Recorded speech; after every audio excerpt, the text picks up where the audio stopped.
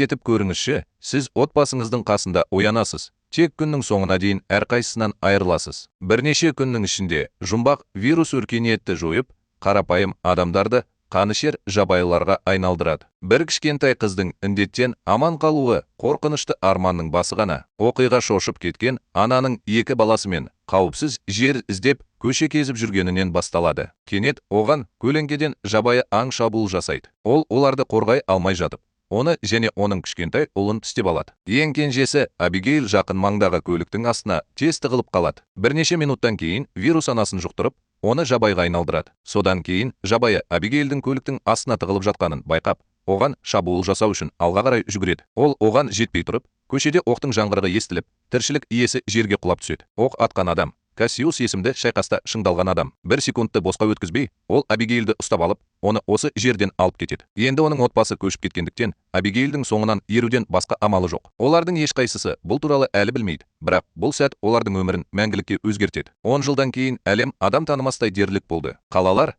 қаңырап, бос қалды. Табиғат бәрін кері қайтара бастады. Бірнеше адам ғана тірі қалды. Олардың арасында Кассиус пен Абигейл де бар. 10 жыл бірге болғаннан кейін Абигейл тәжірибелі аман қалған адамға айналды. Кассиус оған аң аулауды, қару қолдануды және қиын уақытта сабырлы болуды үйретті. Өйткені бұл дүниеде дүрбелең жабайы жануарларға қарағанда тезірек өлтіреді. Бұл екеуі ешқашан бір жерде ұзақ тұрмайды. Олар үнемі қозғалады, тамақ іздейді, қауіптен аулақ болады және әр түнде дерлік жаңа лагерь құрады. Кассиус сонымен қатар бір қарапайым ережені ұстанады. Егер басқа амал жоқ болса, ешқашан жабайылармен соғыспаңыз, өйткені бір рет ату ондаған басқа адамдарға әкелуі мүмкін. Басқа шөлді аймақты аралап жүргенде, олар кенеттен жақын жерде айқай-шу естиді. Кассиус шабуылға асығудың орнына не болып жатқанын алыстан бақылап отырады. Бір топ қарулы аман қалғандар бір-бірімен айтысып жатыр. Ешкім не болып жатқанын түсінбей тұрып, жасырынған Феррел олардың біріне шабуыл жасайды. Абигейл тез нысанаға алып, оқ жаудырады. Оның бірінші атысы тіршілік иесіне тиіп кетпейді және кездейсоқ жараланған тірі қалған адамға тиеді. Екінші оқ жабайы адамды өлтіреді. Бұл адам әлі тірі, бірақ оны құтқару мүмкін емес. Үміт жоқ екенін білген Кассиус азапты бір оқпен тоқтатады. Екеуі бірге керек жарақ жинап, кетуге дайындалып жатыр. Бірақ олар үлгермей жатып, кенет бірнеше қатты модификацияланған көліктер келеді. Өлген адам жалғыз емес еді. Ол үлкенірек колоннаның бір бөлігі болды. Жаңа келгендер дереу мылтықтарын Кассиус пен Абигейлге бағыттайды. Олардың көзқарасы бойынша жағдай айқын көрінеді. Бір өлген жолдасының үстінде екі бейтаныс адам тұр. Олардың арасында Дэвид пен оның жүкті әйелі Меган бар. Басқалардан айырмашылығы, олар барлығын тыныштандыруға тырысады. Ол қолын көтеріп, барлығын тоқтатуды сұрайды. Сонымен бірге Кассиус мылтықты басқа адамнан өте оңай тартып алады. Тірі қалған жылдар екеуін де өлімші жауынгерге айналдырды. Бірақ ешкім шын мәнінде не болғанын түсіндіре алмай тұрып, орманда қатты айқай естіледі. Содан кейін тағы бір, содан кейін ондаған, одан да көп. Алғашқы кадрлар Кассиус қорқатын нәрсені үлкен орданы тартты. Бірнеше секундтан кейін олар жан-жақтан шабуылға шықты. Тірі қалған бірнеше адам бірден өлтірілді. Қалғандары шарасыздықпен атуды жалғастыруда, бірақ әрбір оқ одан да көп жабайы аңдарды тартады. Кассиус Абигейлді жақын маңдағы көлікке бара жатқанда қорғайды. Дэвид Меганның қасында қалып, оған жабайы аңдарды жібермейді. Абигейл Меганға көлік арбасына отыруға көмектеседі. Кассиус оның артынан секіреді. Дэвид жабайы аңдардың қоршауында қалғандықтан ішке әрең кіреді. Қозғалтқыш іске қосылып, олар артына қарамай кетіп қалады. Ордадан қашқаннан кейін олар ақыры жағдайдың қаншалықты нашар екенін түсінеді. Шайқасқа үлкен колонна кірді, бірақ тек 4 адам тірі шықты. Кассиус, Абигейл, Дэвид және Меган. Бірнеше минуттан кейін көлік кенет баяулап, толығымен тоқтап қалды. Дэвид қозғалтқышты іске қосуға тырысады, бірақ ештеңе болмайды. Кассиус капоттың астындағы қозғалтқышты тексеріп жатыр. Оны жөндеу мүмкін емес. Басқа амалы қалмай, олар көтере алатын барлық керек жарақтарды жинап, жаяу жүре береді. Бірнеше сағат жаяу жүргеннен кейін олар ескі бетон ғимаратты тауып алып, сонда түнеуді ұйғарады. Ешкімді ішке кіргізбес бұрын Кассиус ғимаратта ешкім жоқ екеніне көз жеткізу үшін әр бөлмені мұқият тексереді. Түн түскенде барлығының сөйлесуге мүмкіндігі болады. Дэвид, Меган екеуі теңізде салынған колонияны, аман қалғандардың қорғалған колониясын іздеп жатқанын айтады. Кассиус сенімді емес және оны өз көзімен көргенде сенетінін айтады. Бірақ Дэвид әлі де колонияның бар екеніне сенеді. Абигейл бұрыштан ақырын тыңдайды. Жүрегінде ол Дэвидтің дұрыс айтқанын қатты қалайды. Сол түні бәрі ұйықтап жатқанда Кассиус үнсіз сыртқа шығады. Ол демалудың орнына бүкіл ғимаратқа қолдан жасалған жарылғыш тұзақтарды орнатады. Көп жылдық тәжірибесі оған тыныш түн ешқашан ұзақ уақыт бойы тыныш болмайтынын үйретті. Келесі күні таңертең Абигейл не болып жатқанын көру үшін төбеге шығады. Ол бұтадағы қозғалысты байқамайынша бәрі тыныш болып көрінеді. Бірнеше секундтан кейін ол жерден күзен шығады. Абигейл сабыр сақтайды. Оның жақындағанын күтіп, оны дәл бір оқпен өлтіріңіз. Бірақ ату тағы бір қиындық тудырады. Шуды одан да көп жабайы аңдар естиді. Бірнеше секундтан кейін олар ғимаратты қоршай бастайды. Олардың бірі Кассиустың тұзағына түседі. Жарылыс бірнеше тіршілік иелерін жойып жібереді.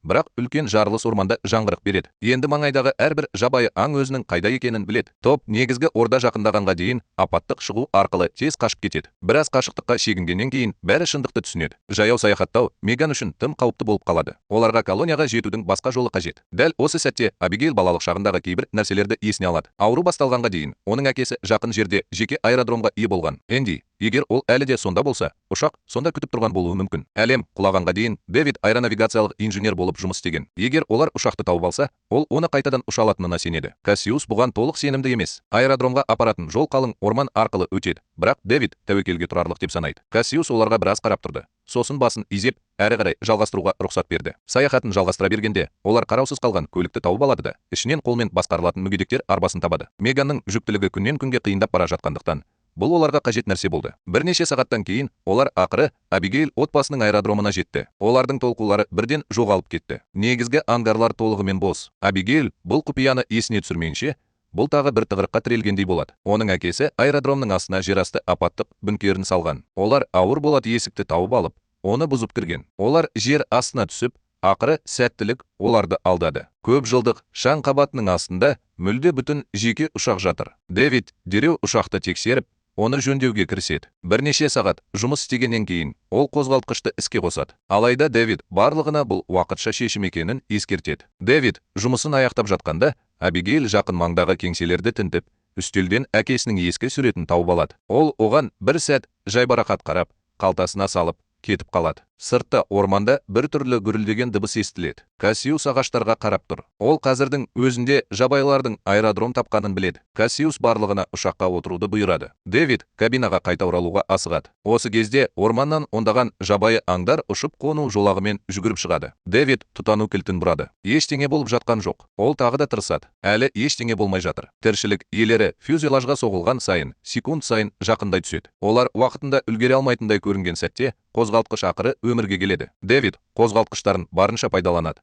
Ұшу-қону жолағында жарысады. Ал ұшақ ақыры аспанға көтеріледі. Рельеф ұзаққа созылмайды. Кабинада кенеттен ескерту шамдары жанып, бір қозғалтқыш қатты түтіндей бастайды. Ұшақ қатты дірілдеп тұр. Дэвид қолынан келгеннің бәрін істеп жатыр. Бірақ уақытша жөндеу жұмыстары сәтсіз аяқталды. Содан кейін қозғалтқыш толығымен тоқтап қалады және ұшақ тез биіктігін жоғалтады. Ұшақ орман жамылғысына соғылып, ақыры тоқтаған кезде барлығы соқтығысуға дайындалып жатыр. Аман қалғандар бірінен соң бірі үйінділерден шығып кетеді. Олар тірі, бірақ ұшақты құтқару мүмкін емес. Бірнеше сағат жаяу жүргеннен кейін олар ескі темір жол вокзалына жетіп, күзетшінің үйін тауып, түнеуді шешеді. Апаттан шаршаған олар ақыры демалуға мүмкіндік алады. Сол түні Дэвид үнсіз көшеге жалғыз шығады. Ол мылтықты алып, өз өмірін қиюға дайын тұрған кезде оны өзіне бағыттайды. Бірақ соңғы секундта ол Меганға артына қарап мылтықты түсіреді. Сол кезде шындық ашылады. Алдыңғы ормандағы арбамен қашу кезінде Дэвидтің аяғын тістеп алған. Содан бері ол оны жасырып жүр. Бірақ инфекция баяу таралуда. Саяхат келесі күні таңертең жалғасады. Олар серуендеп келе жатқанда,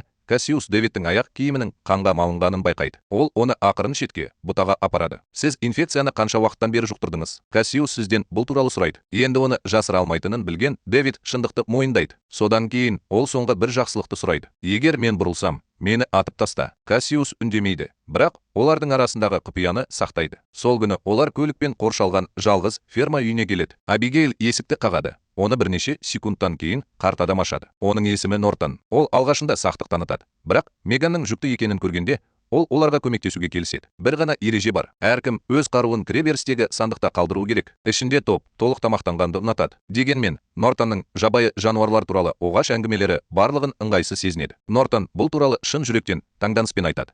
Өйткені вирус адам эволюциясының келесі қадамы болып табылады. Осы уақытта Дэвидтің инфекциясы асқынып кетті. Ол жуынатын бөлмеге кіріп, мойнындағы қара тамырлардың тез кеңейіп бара жатқанын көреді. Ол асханаға қайтып келгенде шошып қатып қалады. Кассиус, Абигейл және Меган ес-түссіз еденде жатыр. Нортон тамағына ұйықтататын дәрі салды. Нортон олардың үстінде тұрып, қолғапындағы дыбыс жиілігі құрылғысын іске қосады. Бұл Дэвидті қатты ауыртады. Өйткені оның денесіндегі вирус осы жиілікке жауап береді. Біраз уақыттан кейін топ Нортонның жертөле зертханасындағы орындықтарға байланып оянады. Нортон ақыры өзінің қараңғы шындығына ашады. Дэвид оның қонағы емес, ол Нортонның тамаша тәжірибесі. Нортон бұл инфекцияны емдеу үшін емес, оны түсіну және жабайы табиғатты бақылауды үйрену үшін жылдар бойы зерттеді. Меган қатты таңғалды. Дэвид шындықты мойындап, онымен тағы біраз уақыт өткізгісі келгендіктен ғана үндемегенін түсіндірді. Сол кезде Нортон күшейтілген бөлмені ашады. Ішінде оның жабайы әйелі тұр. Нортон құрылғысын қосады. Жабайы әйел оларға әп-сәтте шабуыл жасайды. Дэвид Меганды құтқару үшін бүкіл денесін осы тіршілік иесіне лақтырады. Инфекция өз денесіне таралса да,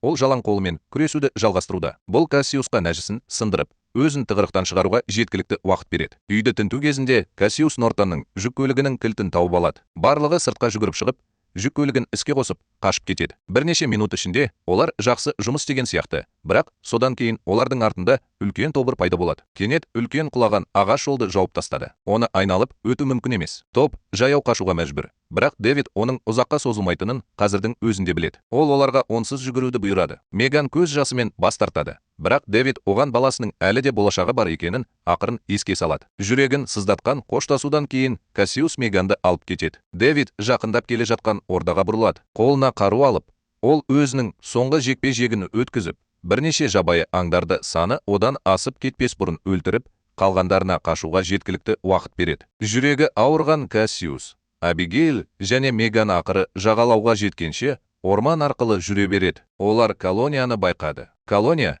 бір-бірімен байланысқан жүк кемелері мен баржалардан тұрғызылған үлкен қалқымалы колония. Периметрлік күзетшілер оларды қуып келе жатқан жабайыларға дереу оқ жаудырып, тірі қалған 3 адамды құтқарды. Қалқымалы колонияның ішінде Меган жедел түрде медициналық орталыққа жеткізілді. Бірнеше шиеленісті сәттерден кейін бөлме ақыры балалардың жылауына толды. Бала аман-есен аман қалды. Өкінішке орай, Меганның жолы болмады. Ұзақ сапар оның денесін шегіне дейін тоздырды. Өлер алдында ол Кассиустан қызын Абигейлді қалай тәрбиелесе, солай тәрбиелеуін сұрайды. Кассиус уәде береді, ал Меган үнсіз көзін жұмады. Бірнеше күн өтіп, қалқымалы колониядағы өмір бірте-бірте қалыпты болып көріне бастайды. Абигейл палубаларды жөндеп жатқан және балаларды ойнап жүрген адамдарды көреді. Ол соңғы жылдары алғаш рет адамдардың қалай өмір сүретінін және жай ғана өмір сүрмейтінін көріп отыр. Бірақ сол жерде, жағалауда Нортон әлі де тірі және кек алу үшін шөлдейді. Зақымдалған құрылғысын пайдаланып, ол мыңдаған жабайы табиғатты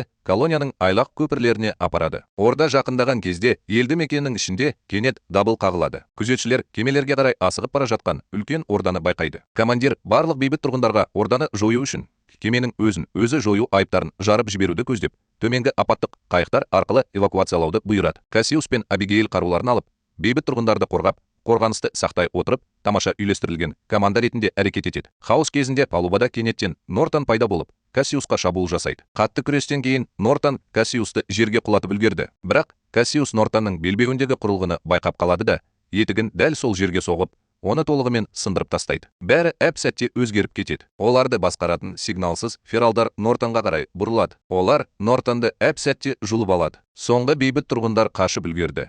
Ал кемедегі жарылғыш заттар жарылып, негізгі корпустарды қиратып, үлкен жарылыс кезінде жүздеген жабайы жануарларды буға айналдырды. Кассиус бітті деп ойлап, жағаға шығып бара жатқанда, түтіннен үлкен альфа-ферал шығады. Ашулы гүрілмен ол тура оған қарай жүгіреді. Ол өз салмағымен күлді жерге шегелеп тастады. Құбыжық тамағын шайнауға дайындалып жатқанда, түтін сейіліп, Абигейл альфаны аэродромнан тауып алған фотосуреттегідей жыртылған күртешемен байқайды. Ол қорқынышты ойға батып кетті. Альфа, оның өз әкесі. Абигейл үзік дем алып, көзіне жас алып, нысанаға оқ жаудырады. Тіршілік иесі өліп қалады. Бірнеше жыл бұрын Кассиус көліктің астына тығылған кішкентай шошып кеткен қызды құтқарып қалған. Бүгін ол өз әкесіне опасыздық жасап, оны өсірген адамды құтқарып жатыр. Тірі қалғандар алыстағы жасыл аралға қарай жүзіп бара жатқанда, үміт ақыры қол жетімді болып көрінеді. Бірақ бір тістеу бәрін өзгерткен әлемде бұл шынымен де жаңа бастама ма? Әлде бұл әдемі жаңа әлем кезекті қорқынышты арманның алдындағы тыныштық па? Қарағаныңызға рахмет. Келесі бейнеде кездескенше.